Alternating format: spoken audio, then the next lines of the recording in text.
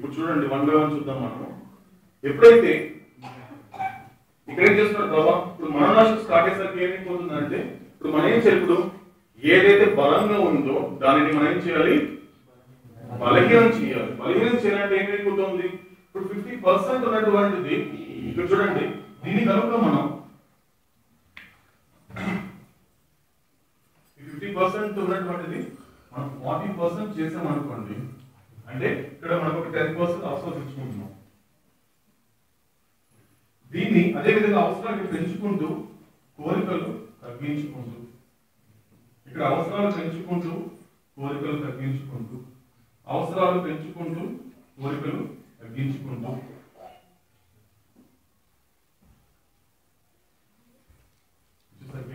ఎప్పుడైతే కోరికలు 0 అయిపోయిందో ఏదైతే బలం ఉంది ఇక్కడ అది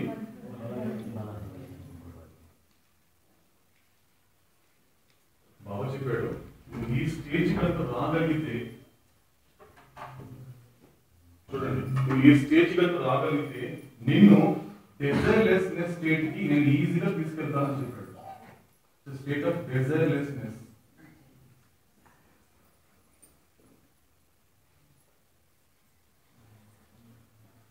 అంటే అసలు కోరికలే లేనటువంటి స్థితికి నేను తీసుకెళ్తానని చెప్పాడు. కానీ ఇది భగవంతుడు స్టేట్ కాదండి, కోరిక లేని స్టేట్ కాదు. ఎందుకంటే మనకి ఇంకా ఏమున్నాయి, ఆలోచన ఉన్నాయి. 50% 50% ఉంది కదా, దాని సంగతి ఏంటి ఇప్పుడు అంటే అప్పుడేమో తెలుసా మనకి, ఇక్కడ ఇంతవరకు కోరికలు అనుసరించి మనకి ఏదైతే ఆలోచనలు వచ్చాయో ఇప్పుడు ఏమైపోతుంది తెలుసా, కోరికలు కంప్లీట్ మనం తగ్గించుకున్నాం కదా, లేదు కదా, కానీ ఒకటి మిగులుతుంది. ఇప్పుడు చూడండి మీకు మళ్ళీ మరి చెప్తున్నాను, చాలా ఈజీ ఒక సటిల్ డిఫరెన్స్. కోరికలు ఉంది, డిజైర్లెస్నెస్ అంటే ఏంటో తెలుసా అండి, మీకు మిగిలేది ఒకే ఒక,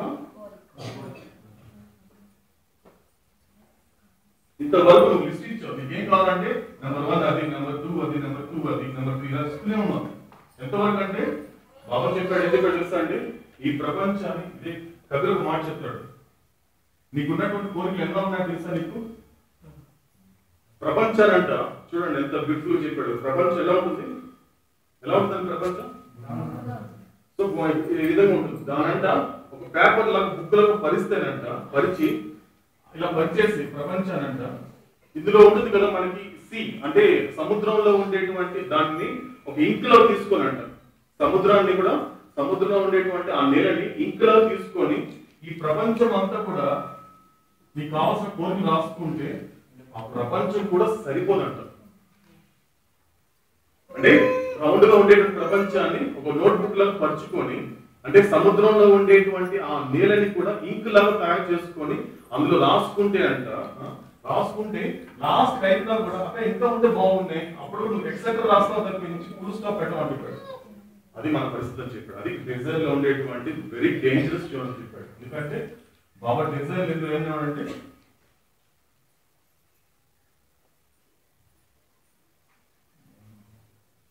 డేంజరస్ జోన్ అని చెప్పాడు. అంటే ఏం చేస్తారు ఇక్కడ మనం ఎప్పుడైతే మన కోరికలు తగ్గించుకుంటూ అవసరాలు పెంచుకోవడం ఏమైపోతుందంటే, ముఖ్యంగా ఇది మనకు కావాల్సింది. ఎలా జరుగుతుంది ఈ విధంగా అంటే, నెంబర్ 1 ఎలా జరుగుతుందంటే, ఫస్ట్ మనం చెప్పాడు బాబా, నీకంటూ ఒక ఇష్టాలు, నీకంటూ ఒక అయిష్టాలు అనేవి కూడా ఉండకూడదు. అంటే నీకు ఉండేటువంటి లైక్స్ అండ్ డిస్లైక్స్ అనేవి కూడా ఉండకూడదు. కానీ ఏ లైక్స్ డిస్లైక్స్ ఉండాలి మనకి, సో భగవంతుడి ఇష్టాలు మన ఇష్టాలుగా, భగవంతుడి అయిష్టాలు మన ఇష్టాలు మార్చుకుంటే అది ఎక్కడ జరుగుతుందంటే కేవలం ఇక్కడ మాత్రమే జరుగుతుంది.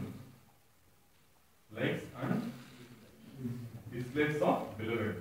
బాబా లైక్స్ మన లైక్స్ గా, బాబా యొక్క డిస్లైక్స్ ని తీసుకోగలిగితే అంటే అది ఎప్పుడు జరుగుతుందంటే, ఎప్పుడైతే కోరికలు బలహీనం అవుతాయో అప్పుడు మాత్రమే జరుగుతాయి అన్నాడు. సో అయితే కదా మనకి ఇప్పుడు, సో నెక్స్ట్ కోరిక ఆలోచన తీసుకుంటే ఏమైపోతుందంటే, ఇప్పుడు ఇంతగా ఇప్పుడు అవసరాలు బట్టి అంటే ఇక్కడ ఏమైపోతుందంటే, ఇప్పుడు చూడండి అవసరాల ద్వారా మన ఆలోచనలు ఎలా ఉంటాయంటే చాలా బలహీన సంస్కారాలు వస్తాయంటండి.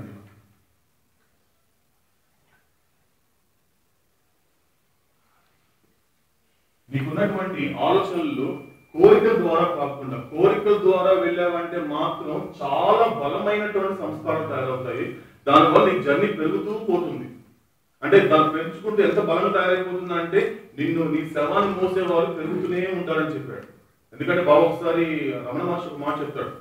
ఎందుకంటే ఒక జీవితం యొక్క పరమార్థం ఏంటి, మనం ఏ విధంగా జీవించాలి ప్రపంచంలో అంటే ఒక మాట చెప్పాడు. నువ్వు చచ్చిపోయే లోపల, నువ్వు శరీరం విడిచిపెట్టే లోపల నీ హృదయంలో ఉండేటువంటి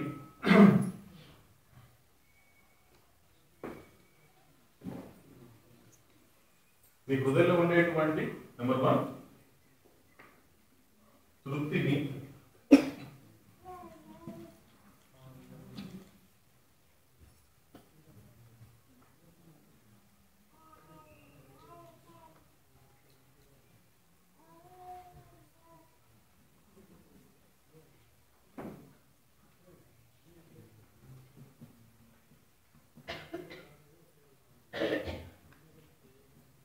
అంటే ఇక్కడ ఏం చెప్పాడు ఇక్కడ. సో ఇక్కడ ఉండేటువంటి ఫస్ట్ లో మనలో ఉండేటువంటి ఆ హృదయం ఎక్కడ ఉంటుందండి, ఇవన్నీ కూడా గుర్తుపెట్టుకోండి, మనసులో కాదు. హృదయంలో ఉండేటువంటి తృప్తిని, ఆనందాన్ని, అస్తిత్వాన్ని. అస్తిత్వం అంటే ఎవరి వల్ల అయితే నేను ఉన్నాను. హరి వల్ల, హరి శరీరం లేదండి, కానీ హరి అనేటువంటి భౌతిక శరీరంతో పోల్చుకునేటువంటి ఆ భౌతిక అస్తిత్వం దాటి, సూక్ష్మ అస్తిత్వం దాటి, మానసిక అస్తిత్వం దాటి అసలైనటువంటి అస్తిత్వం, ఆత్మ అస్తిత్వం అంటారు. అసలైన యథార్థ అస్తిత్వం అది ఉంది. దాంట్లో ఉండేటువంటి దాని క్వాలిటీస్ కానీ నువ్వు అనుభవించగలిగితే చచ్చిపోయే లోపల మళ్ళీ నీ శవాన్ని మోయించుకోవాల్సిన అవసరం లేదు అన్నాడు. అప్పుడు మోసుకోవాలి, నెక్స్ట్ మోయించుకోవాల్సిన అవసరం లేదు. ఎలా తగ్గుతుంది? నువ్వు ఒక్కొక్క దాన్ని నమ్ముకున్నావంటే నీ నెంబర్ తగ్గుతుందని చెప్పాడు. ఒక మనిషిని మోయడానికి ఎంతమంది కావాలండి? సో ఫర్ ఎగ్జాంపుల్ 4 జన్మలు అనుకున్నామండి. ఫర్ ఎగ్జాంపుల్ ఒక జన్మలో వచ్చేసి తృప్తిని అనుభవించామనుకోండి, 8 ఏమో తెలుసా మీకు? సో 16లో 4 తీస్తుందండి, సో 12 అనమాట. అంటే జన్మ తగ్గుతూ వస్తుంది, జనం తగ్గుతూ వస్తున్నారు ఇక్కడ. అంటే ఇక్కడ ఏం ఇక్కడ 4 జన్మలు ఎత్తాలండి మామూలుగా ప్రారంభం ప్రకారం. కానీ ఇక్కడ ఏం చేస్తున్నావు, యాక్చువల్ గా ఒక తృప్తి అనుభవించావు. ఓకే, ఏమైంది ఇక్కడ? ఈ 4 పోయి 3 వచ్చింది. అంటే ఏమి జనం పెరిగారా? సో ఇక్కడ నీకు 2 జన్మలు ఎత్తాల్సి వస్తుంది. 12లో 4 తీస్తే 8, ఒకటి లాస్ట్ తీస్తే ఇది రమణ మహర్షి చెప్పింది. అంటే నీ హృదయంలో ఉండేటువంటి తీసుకుంటే మాత్రం దట్ ఇస్ ఫైనల్. అంటే ఆ నలుగురే ఉంటారు తప్పించి మళ్ళీ రిపీట్ అవ్వని చెప్పాడు. అదే బాబాయ్ చెప్పడం జరిగిందండి. ఏం చెప్తున్నాడంటే ఎప్పుడు కూడా నీ జీవితం కోరికలు అనుసరించి ఆలోచించాలి తప్పించి, కోరికలు అనుసరించి ఉండకూడదు, అవసరాలు అనుసరించి ఉండడం వల్ల ఏమైపోతుందంటే నీకు చాలా బలహీనమైనటువంటి సంస్కారం. అది ఎంతవరకు ఉంటుందంటే ఒక చిన్న తలనొప్పితో తీసేస్తానని చెప్పాడు బాబు. ఒక చిన్న తలనొప్పి, ఒక గంట సేపు తలనొప్పి వచ్చేసింది అనుకో, ఇటువంటి అవసరాల ద్వారా వచ్చేటువంటి ఆలోచనలు గంట వరకు, కానీ కోరికల వల్ల వచ్చే వాళ్ళు ఏం చెప్పండి బలమైన సంస్కారాలు. ఆ బలమైన సంస్కారం ఎంతవరకు ఉంటాయంటే నిన్ను మినిమం వచ్చేసి 100 జన్మలు తీస్తున్నాడు.